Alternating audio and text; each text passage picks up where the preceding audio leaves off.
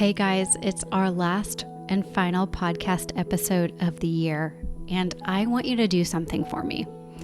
I want you to go to Child Life on Call and wherever you normally find us, whether that's Instagram or you like to go to our website, and I want you to download the support spot.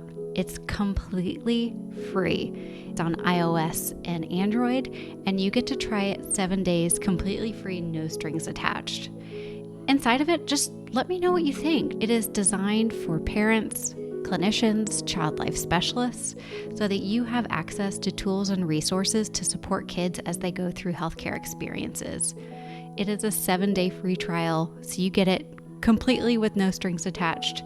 You want to make sure you have it because we have so many incredible, amazing features that are coming up in the next year.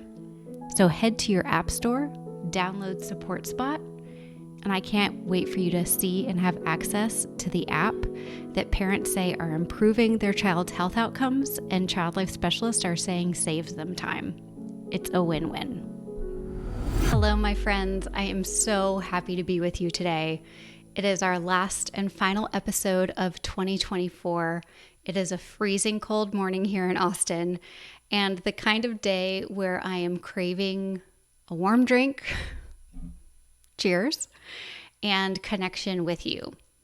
As Lindsay and I sat down to think about what we wanted this last episode of 2024 to look like for the podcast, we reflected on what we've done in years past.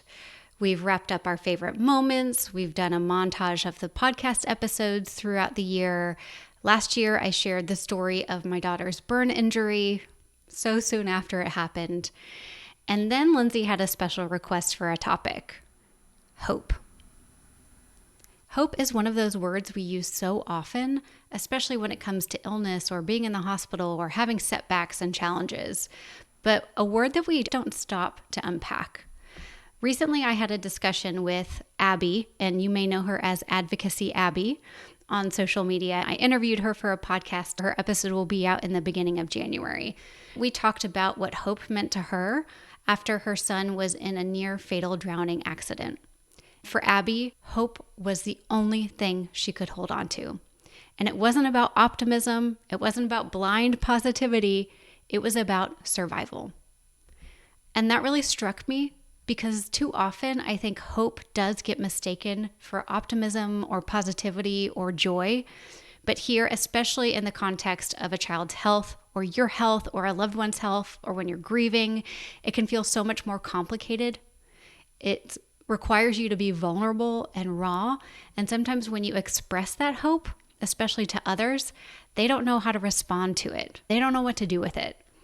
So when you are sharing that you're holding on to hope, people respond with almost a little bit of pity, like, oh, they don't understand how serious this is. How can they have hope? Or these parents aren't in touch with reality. They are holding on to too much hope. We want them to face the reality of what's happening. But here's what I've come to believe and witness based on every single conversation I've had with parents and when I talk to families on this podcast. Hope is not about detaching from reality and ignoring the facts. Hope is about finding a way to keep going even in the face of those realities. Hope isn't about avoiding the hard truths. It's about staying grounded in them and still believing that something good is possible. Hope doesn't replace pain.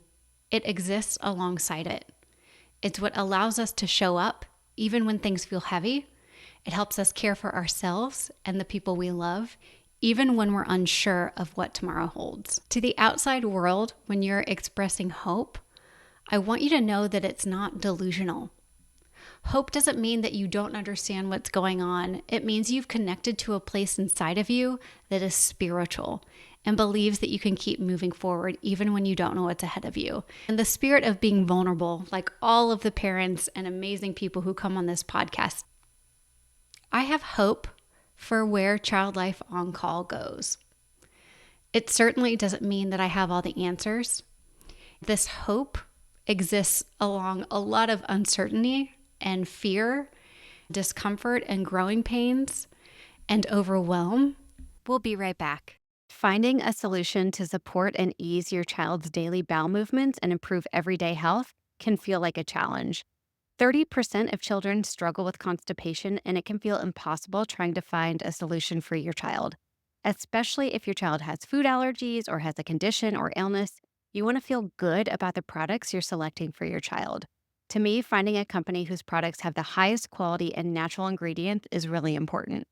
Begin Health's flagship product, Growing Up Prebiotics, is a tasteless, textureless, fine powder that easily mixes into water, juice, or smoothies.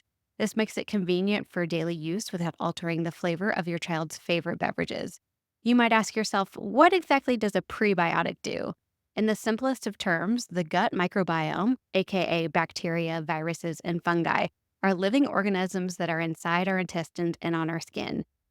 Begin Prebiotics feed these living organisms with the unique blend of human milk, oligosaccharides, HMOs, and fiber from chicory root inulin. Research has shown that the gut microbiome plays a significant role in the development of the immune system, digestion, and production of some vitamins and proteins.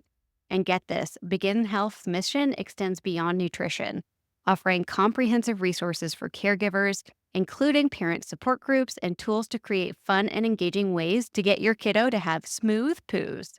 To learn more about Begin Health's product, visit their website at beginhealth.com. And again, that's www.beginhealth.com. The growing little gut is the command center of early health, and here at Child Life on Call, we're helping to spread the word of investing in gut health positive routines starting at the earliest of ages.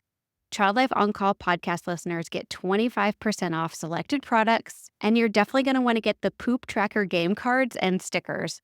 You know, Child Life specialists love a good sticker. This applies to your first subscription order and one-time orders and limited to one use per customer. Beginhealth.com/childlifeoncall and use code childlifeoncall to get 25% off.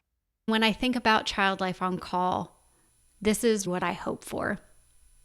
I have hope that we will continue to make a wave in the field of child life and bringing more supportive conversations, resources, and tools to families. I have hope that we will continue to meet families in that vulnerable moment when they need us the most, when they're tossed a new diagnosis or thrust into the world of healthcare or any kind of challenging event, that Child Life will continue to be there for families. I have hope for the message of this podcast, and that's when parents come here after finding that their child has a diagnosis, they hear someone else who has gone through it and they feel less isolated and more connected. And that kind of hope isn't delusional to me.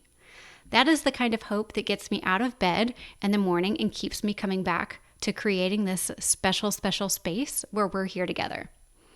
I also have hope for the field of child life.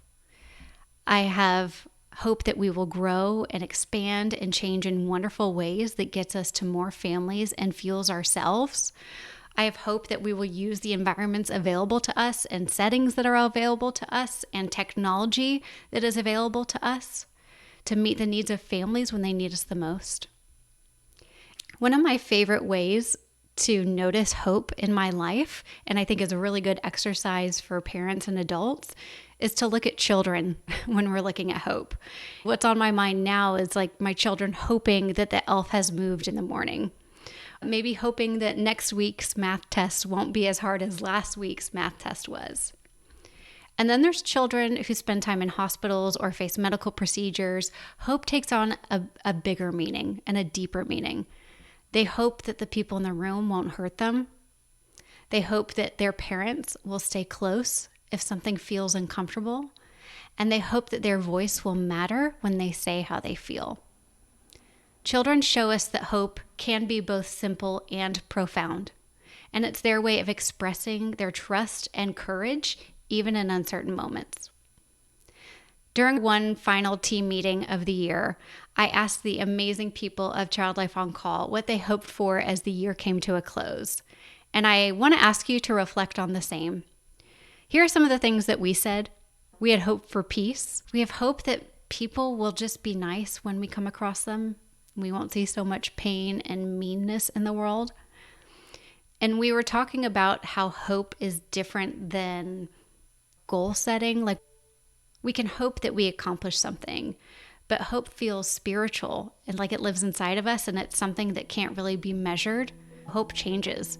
Like when a family gets a new medical diagnosis, what they hope for in the beginning is maybe getting the diagnosis itself and getting answers, or they hope they have the right care team, or they hope that they're able to provide the adequate health care for their child. That kind of hope continues to change throughout your life, throughout your process. So as we wrap up this year together, I want to hold space for this kind of hope. Hope that is deep, hope that is quiet and steady and ever present for you. The kind that doesn't ask you to ignore what's hard, but invites you to keep moving forward. So here's to carrying hope into the new year together, not because it's easy, but because the peace, calm, and steadiness that hope provides to us is worth the courage it takes to embrace. Thank you so much for being a part of the Child Life On Call podcast this year. I will see you back in early January with our first episode of the year. I'm so grateful that you're here.